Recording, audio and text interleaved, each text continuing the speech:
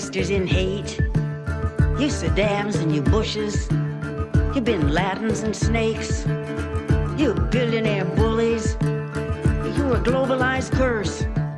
You put war on the masses and then you clean out the purse. Marie, and she is our theme song, Heroes and Patriots. It's a war racket. Good morning and welcome to Heroes and Patriots, a program about national security, intelligence, and foreign policy. Happy Passover, happy Easter, and happy spring to all of you who are joining us today live.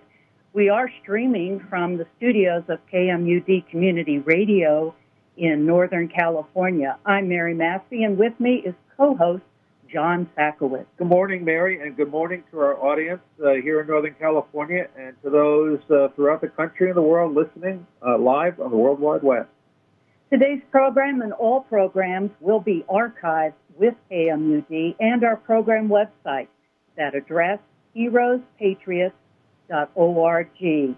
We welcome back our engineer, Dorothy. She's been away on vacation, but we're glad she's joining us again today. I will remind our listeners that you can speak with our guests by calling 707-923-3911, 707-923-3911. We just ask that you stay on topic and be brief with your question. John, each program we speak with men and women who courageously speak truth to power. We have a returning guest, Chip Gibbons. Mr. Gibbons is the Defending Rights and Dissent Policy Director. He hosts the Still Spying podcast, which he helped create, and it explores the history of the FBI political surveillance. As a journalist and a researcher, his writings on the abuses of the national security state at home and abroad have appeared in Jacobin, In These Times, and the Intercept. So we are delighted to start the program with Chip Gibbons. Mr. Gibbons, are you with us? I'm here. Can you hear me? I can hear you. We are delighted that you can return with us. It's been a few years since you've joined us, and we are very curious to know about the interesting podcast that you have created and are bringing to your listeners. First of all, let's remind folks about Defending Rights and Dissent Policy. Tell us what it is and how you are personally involved. Sure. So Defending Rights and Dissent is a national civil liberties group that works to fulfill the promise of the Bill of Rights for everyone. We say fulfill the promise of the Bill of Rights because we know that for hundreds of years since its passage, the government has continuously violated, and it's never been fully fulfilled. And also for people who are African American or women, they were written out of it wholesale, and through their sort of social movements for change, were able to expand and help us get closer to truly realizing the meaning of the Bill of Rights. We were founded as a merger of two organizations, one of which, the Bill of Rights Defense Committee, was formed in, I believe, 2001 by a librarian who was very concerned with the Patriot Act. The other organization, Defending Dissent Foundation, actually traces its origins back to 1960, and it was founded by people who had been called to testify before the House Un-American Activities Committee and refused to do so. And some of them actually went to jail. And, it was ruthlessly hounded from the time it was formed until a lawsuit that I believe was finally settled in the 80s by the FBI, that the founder of the organization, Frank Wilkinson, had a 152,000-page FBI file about his activities. So we take very strongly the right to engage in political expression. We like the whole Bill of Rights, but we're a small group.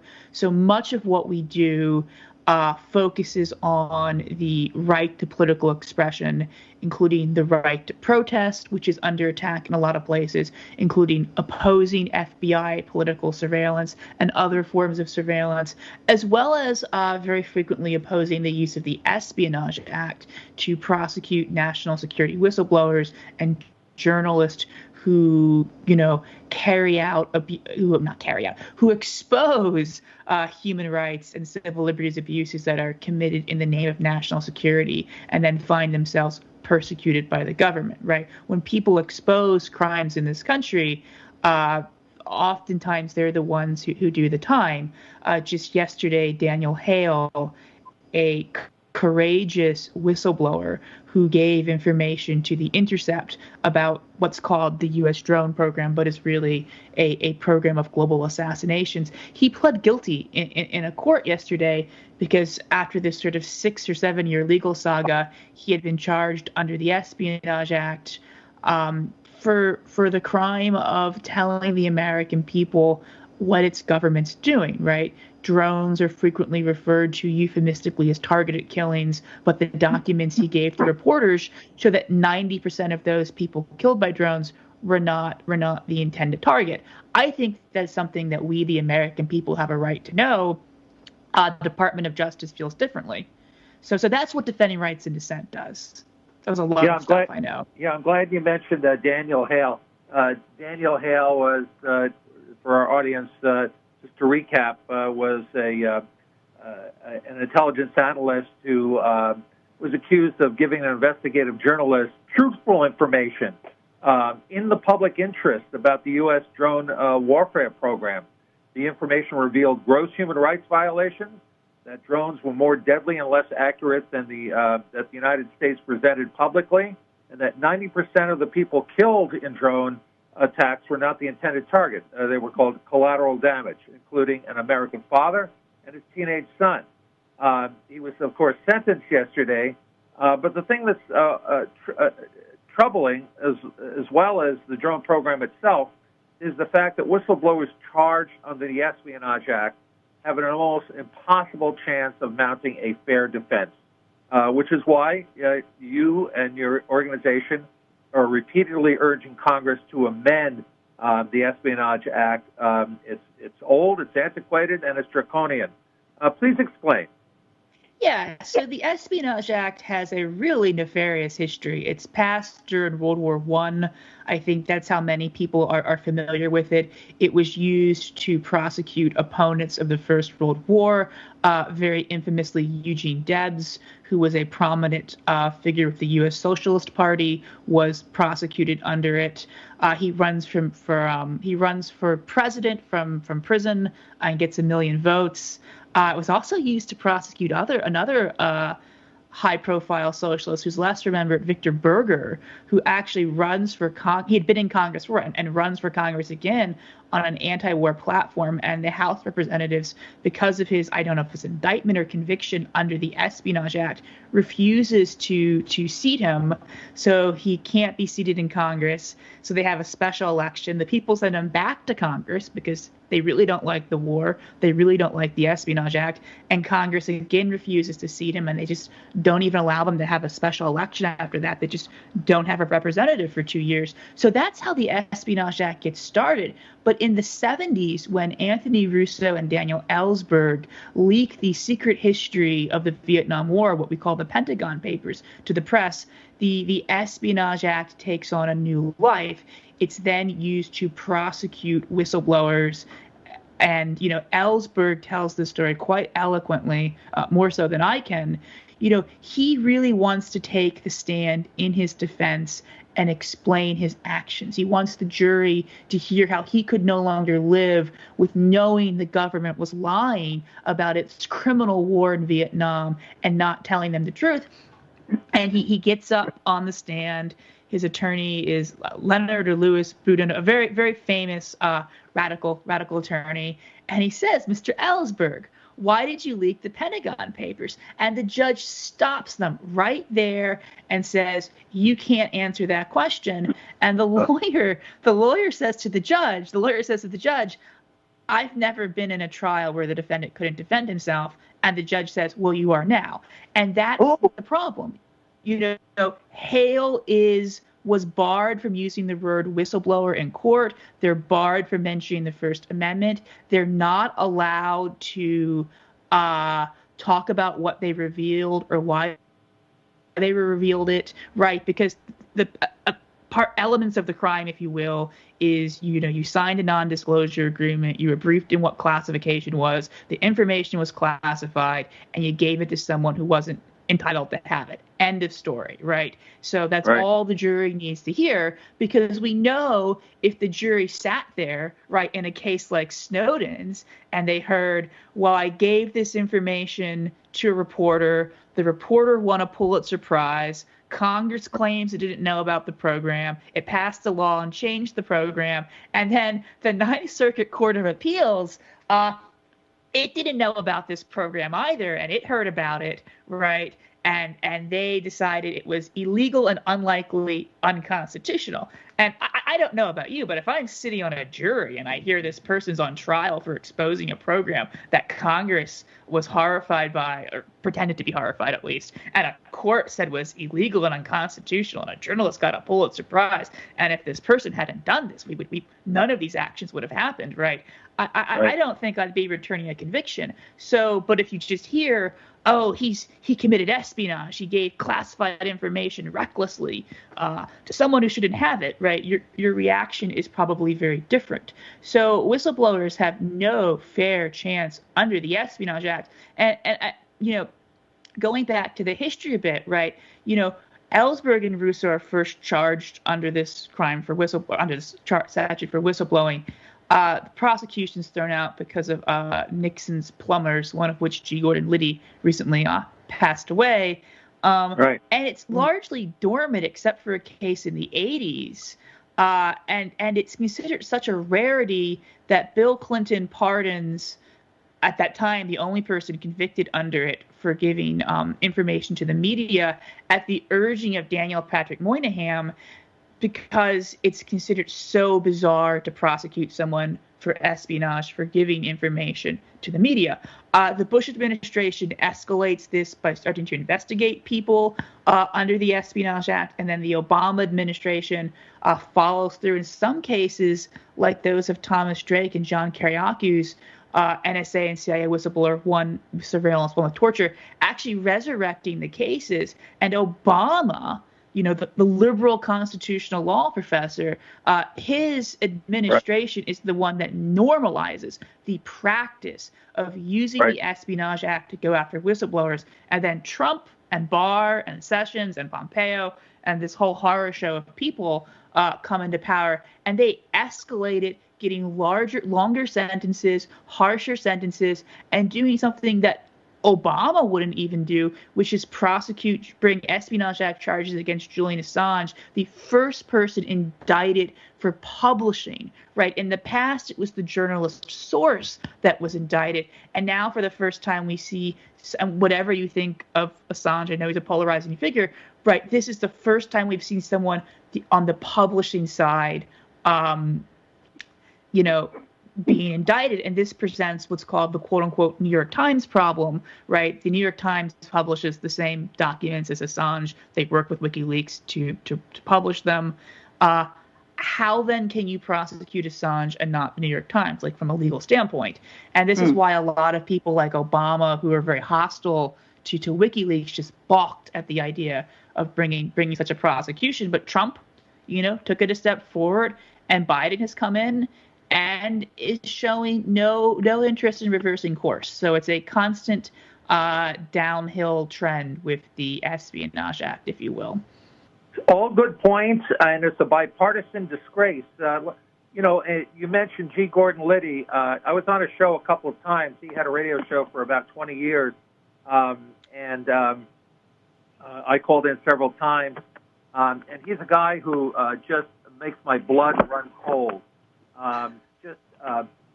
In my opinion, again, my opinion only, just a cold-blooded sociopath, maybe even a cold-blooded psychopath.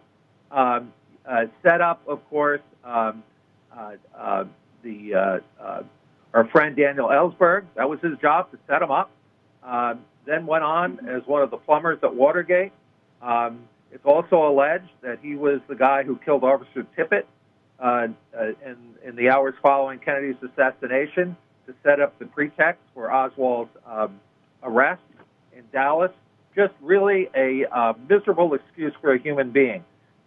Going back to the bipartisan disgrace of the Espionage Act, again, it's bipartisan. Obama enshrined the Espionage Act to go after journalists and their sources instead of spies and saboteurs. And now I don't expect any better from Biden. Talk about the bipartisan disgrace of the Espionage Act and how really it's going to take something more than just political pressure. It may take an act of Congress. It may take something more to change the nature of the Espionage Act, because whistleblowers can't defend themselves, as you rightly point out. Yeah, so one of the things we worked on in the last congressional session, along with the group Whistleblower and Source Protection Project at Exposed. I think that's what it stands. I'm bad. I can never get their acronym right. At Exposed Facts, which has an attorney at it, Jesslyn Radick, who was Tom Drake's attorney, who's represented Edward Snowden.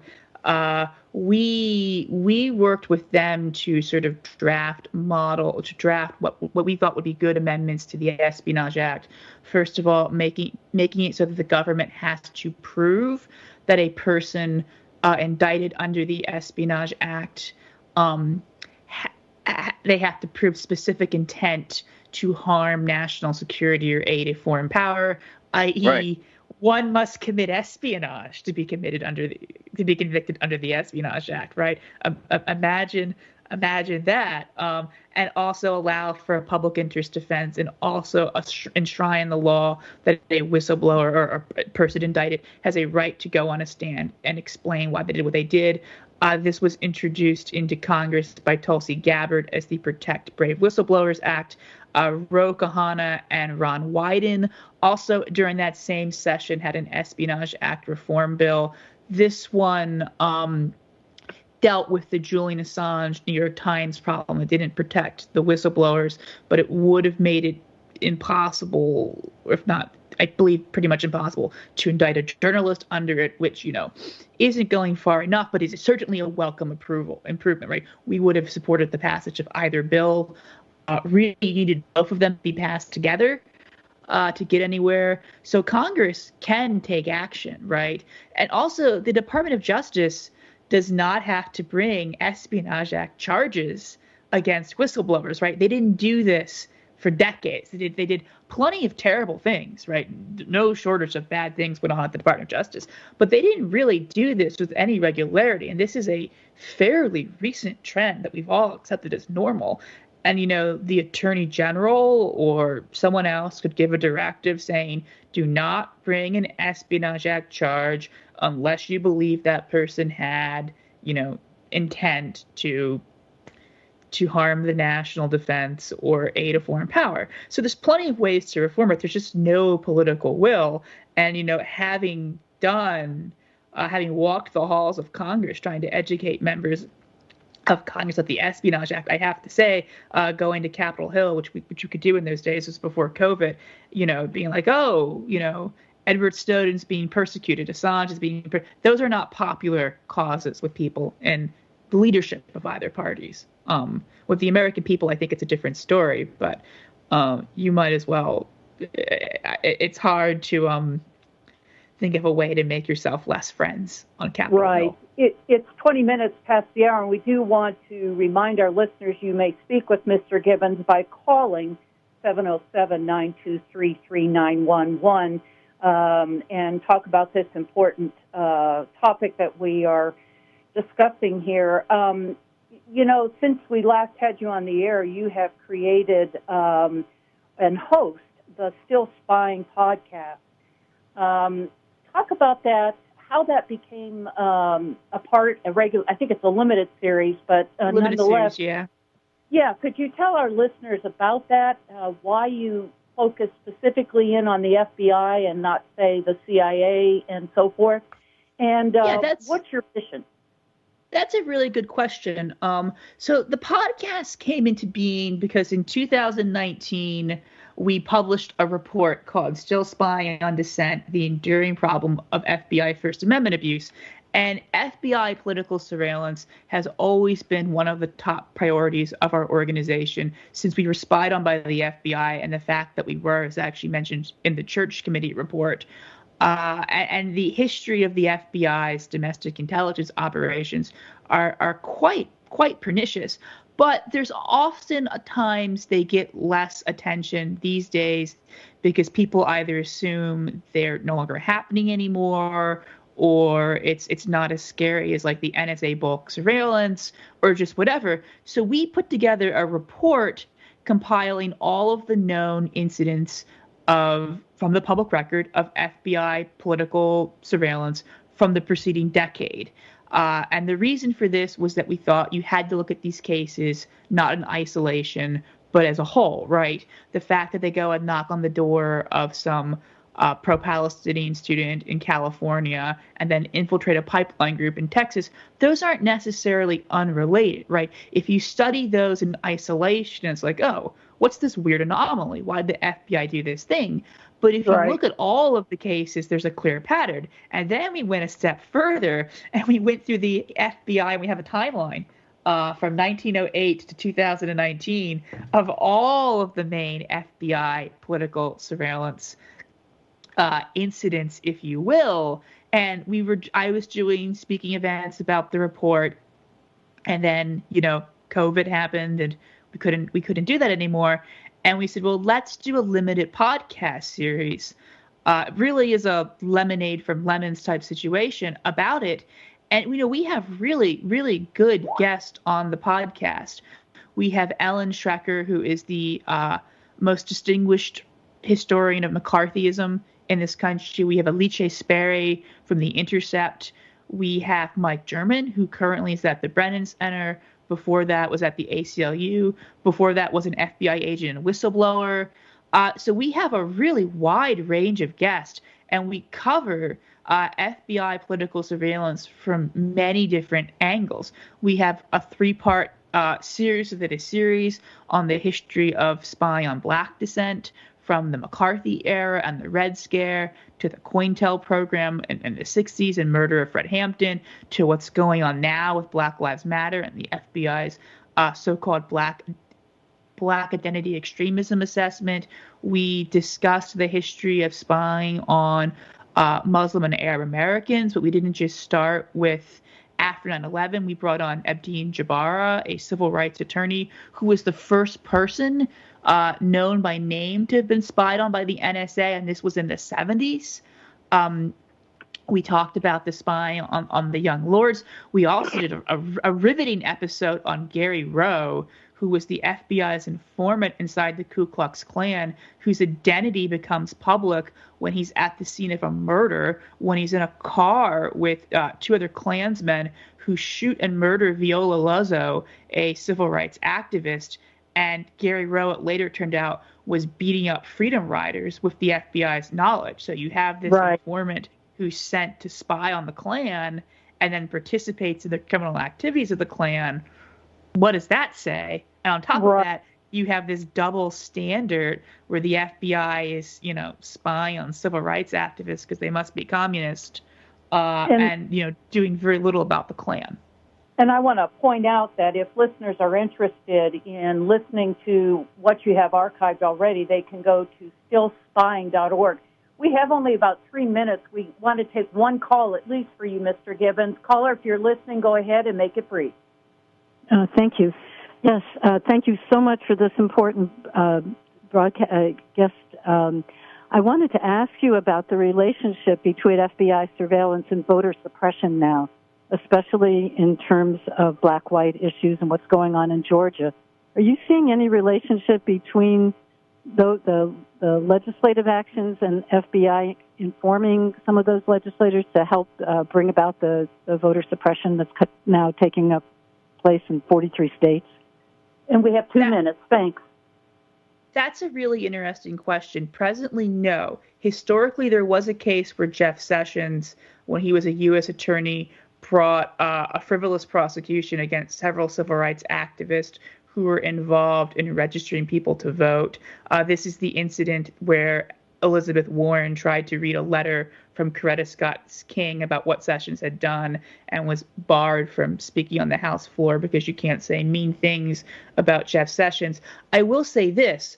A number of states, in addition to passing voter suppression laws, are passing anti-protest bills, and it's many of the same states. So there is, it seems, a connection between voter suppression and the suppression of the right to protest, which isn't surprising because it's about silencing people's voices. But thank you for that question. It was really, really excellent. Wonderful. We have about 2 minutes with you, Chip Gibbons. Again, I wanted to remind folks that you are the director. Policy director. My boss is the director. I'm only the policy director. Your boss. Who your boss is? Who is your boss? Sue Udry. She's also been on the program before. She's been on our program. She's great. She was one of our first guests when we were just starting out back in 2017 or 18. I can't even remember. I believe she was on the week after I was, and then the week after that, you had Arun Gupta on, who was a board member. So it was a DRAD marathon you were having. We've been going to the well quite a bit. Yeah, we have a minute left. Chip Gibbons, could you just remind our listeners how they can hear you and give us some information before we move on? Sure. If you want to listen to the Still Spying podcast, and I highly recommend you do so, not because I'm on it, but because we have really great guests, like I mentioned, you can go to stillspying.org. If you'd like to learn more about the work of Defending Rights in Dissent, including our work to oppose FBI political surveillance, as well as Stop Espionage Act prosecutions of whistleblowers and journalists, you can visit us on the web at rightsanddissent.org. Like everyone else, we're also on Twitter, at Rights Dissent. That's DISSENT, not like going down the stairs, but like telling the government what you think of them. And I'm personally on Twitter. Yeah, people make that mistake a lot. You will not believe that. And I'm personally on Twitter at ChipGibbons89, where I share many of my thoughts about the FBI and the Espionage Act. Go ahead. It's been wonderful to have you back on the program and catch up with you and your fine work. Our guest this first segment has been Chip Gibbons. Thank you so much. Yes, he is the host of Still Spying podcast, which explores the history of the FBI political surveillance. And as a journalist and researcher, his writings on the abuses of the U.S. national security state at home and abroad have appeared in many wonderful periodicals. We're going to take a brief pause and then join our next guest.